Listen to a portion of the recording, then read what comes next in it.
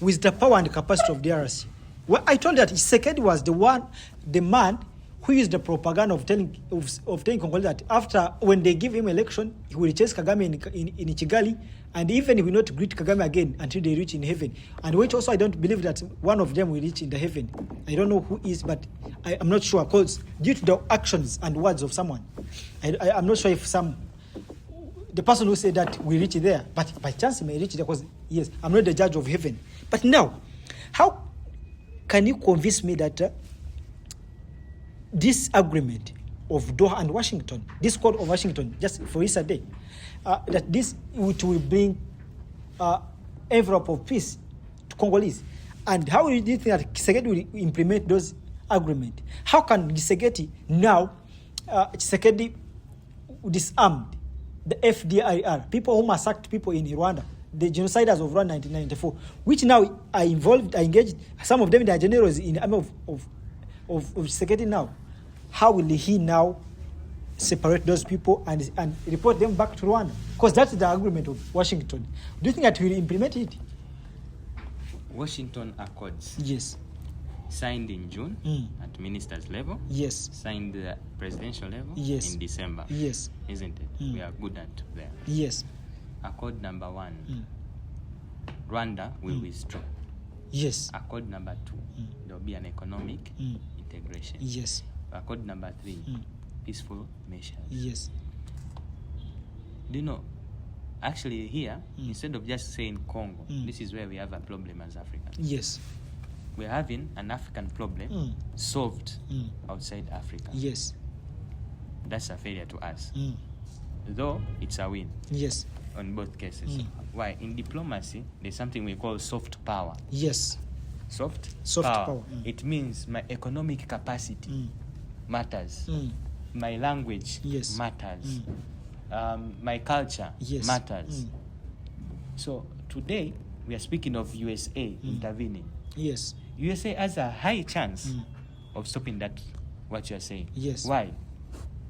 Which currency do we use in global trade? Of course, that's the American dollar. American dollars. Can Congo withstand getting sanctions from USA and actually survive properly? Both M23, FDR, and everyone. Today, if they get sanctioned, can they survive? No. When they get sanctions, but we have some people who are sanctioned in them. But no, I'm saying as a country. As a country. Now, can it move if they get sanctioned? DRC cannot move, but M23, the reason why I should say that M23 can still move, M23 is not a government. It is a group of people who are just there to fight for their rights. But now, today, that M23, they are receiving funds from someone. Who is funding them? Now, that's the question. But today, I'm sure USA has the capacity to solve that question. Who is funding them?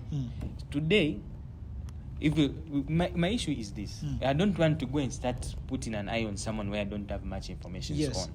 So I'm going to be as lenient as I can on this.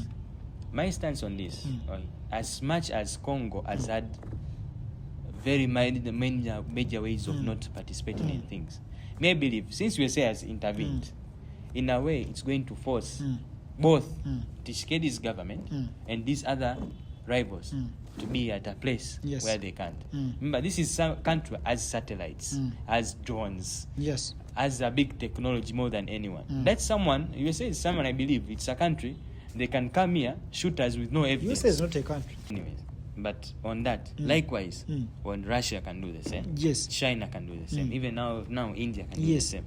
But as Africa, we don't have that capacity yet. That reflects our weaknesses of Africa. Yes, I agree.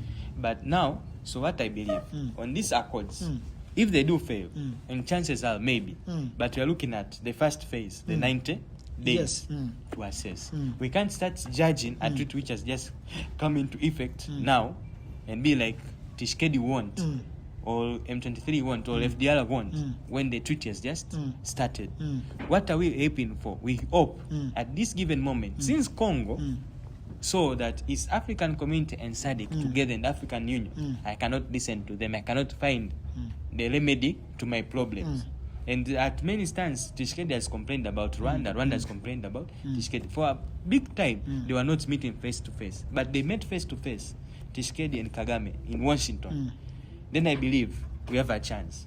Because the first way of solving your problem is facing your problem. Yes. You are saying Congo's problem is Rwanda. Today we saw an handshake of Tshisekedi and Kagame. So that, I believe, is the first step towards change. I cannot judge much because the history is different. And of course, we have to be like, your habits tell me more about what you can do. It's how we predict things in international relations. So as much as we know, it might not work. Let's hope it does. And I think now there comes also the time of Africa as a whole. We come and discuss ourselves. Must all our problems be solved by USA? Because USA, when you look at that accord, USA is having an accord there saying that it's going to benefit on key minerals. Now, the issue of Congo, when we talk about Congo, we may not even get more time because we're out of time. Yes. But now, don't you think that on the foreign policy of DRC, on their decisions, conceptions, behavior and decisions, don't you think that in one or other way, this discrimination, this decision were made, this accord will affect them in the future as Congolese? It might be after the regime of Tshisekedi, but don't you think that will affect them? Foreign policies in international relations, nothing is static. Yes. Everything is dynamic. Yes. They are subject to change based on time and other circumstances. Yes. Okay. This will be a precedent to change of others. Yes. A sign of a good thing.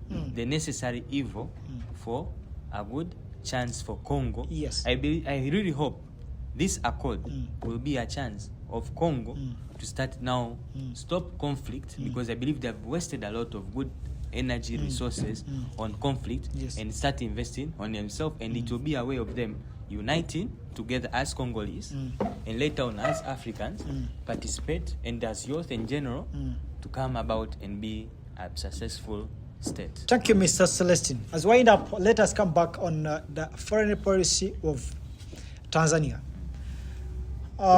In the foreign policy of Tanzania, what would you wish to see in 15 years to come, or in 50, 20, 30 years? Like, what would you urge on the government of Tanzania to add in their foreign policy, or at least to try minimize in their foreign policy? Okay, thank you. Nice question. For me, first, I am glad they were able to introduce the diaspora as part of the foreign policy this year. But I believe we can do more. I believe Tanzania should come and reassess on what we say sovereignty. Yes. So as we can look about dual citizenship. I really hope we can come back to dual citizenship. Then I would like Tanzania to rethink to go about in the table with all 54 African states. Yes. And we look at what are we trying to achieve. I don't believe this way of sub-regional groups as a way forward, but rather one group, one way. You can't be here paying $7 million per year in EAC. I pay SADC, you pay African Union, you pay. So in others, they should neutralize. We should find a way. SADC and the African community, and will remain with African Union. Yes. As much as me, I would prefer having an African passport, whereby I will try to use the words of our, why is the name going again? Martin Luther King. Yes. Whereby I wish to see my people won't be judged based on the color of their skin, but rather by their mind. I hope to see one day that as Africans, I wake up today in Kampala, I sleep in Lagos, I go and do something maybe in Doha, in Rabat, in Morocco, like that. I can move without having to be, can I need a visa? Flights are very expensive, more than going abroad. So tariffs and tax on border. Yes, but I believe if we go and start speaking at an African level, it's easier than start saying you go it regional and then you come African. When are we going to be done? But do you think that even Africa will achieve our agenda of 2063 due to the current affairs that is in Africa? If we continue wasting valuable resources, we might not. Yes. It's time we all look at African Continental Free Trade Act and African Agenda 2063 and let's focus on that. Even if we want to have these regional blocks, let them be made like you're going to achieve Agenda 1, 2, and 3. SADC, you're going to achieve Agenda 7, 5, and 8. This and that, so as we can come in. We are so out there of should time. be centralization of duties. Yes, because right now we are in 2026. 2063 is not far. Yes. 2063, it means it will be me and you by the Yes. time we are in time. So it means these talks have to happen now. Let's change, because or else we are going to be 2160 something. We won't even be remembered.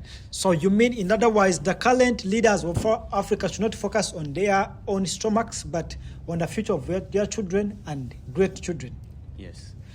Thank you, Mr. Celestine. As we wind up, we thank you so much for visiting MJD Build Africa podcast, where the voice of Africans rise. And especially, we are here, our core goal is to shape and change the minds of African youth.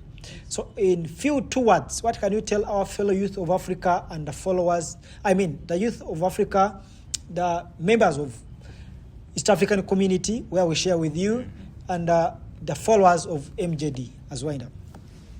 I would say, in the words of JFK, President Kennedy, former president of USA, yes, don't ask what the country shall do for you.